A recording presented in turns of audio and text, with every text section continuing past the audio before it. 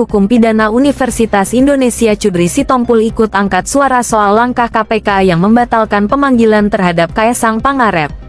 Putra bungsu Presiden Joko Widodo, Jokowi itu awalnya akan dipanggil untuk melakukan klarifikasi soal penggunaan pesawat jet pribadi saat dia dan istrinya, Erina Gudono, melancong ke Amerika Serikat pada Agustus lalu.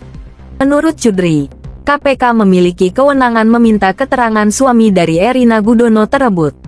Chudri mengatakan, posisi Kaesang sebagai seorang anak presiden membuat KPK bisa memanggilnya.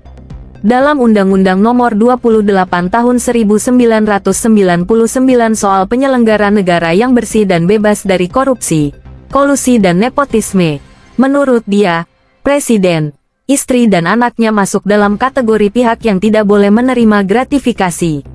Dalam penjelasan UU Nomor 28 Tahun 1999 tentang penyelenggara negara yang bersih dan bebas dari korupsi, kolusi dan nepotisme, tindak pidana KKN tidak hanya dilakukan oleh penyelenggara negara, antar penyelenggara negara, melainkan juga penyelenggara negara dengan pihak lain seperti keluarga, kroni dan para pengusaha.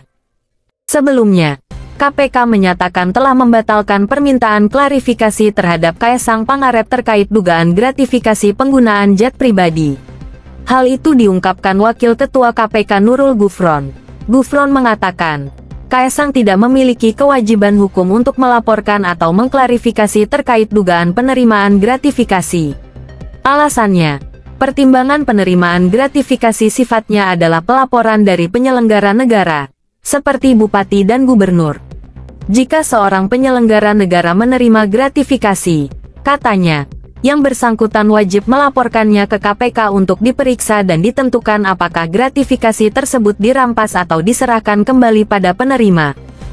Kaesang Pangarep diduga menerima gratifikasi setelah menggunakan pesawat jet pribadi milik Garena Private Limited untuk melancong ke Amerika Serikat bersama istrinya, Erina Gudono, pada Agustus lalu.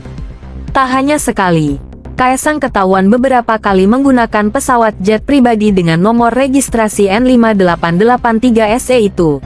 Tindak selanjutnya terkait isu gratifikasi itu sudah difokuskan di penelaahan pada Direktorat PLPM. Jadi sudah tidak lagi di Direktorat Gratifikasi. Isunya masih sama, rekan-rekan, bahwa pelaporan itu adalah terkait gratifikasi. Nah, kenapa difokuskan ke sana? Karena jangkauannya bisa lebih jauh lagi dilakukan oleh PLPM terkait kewenangan.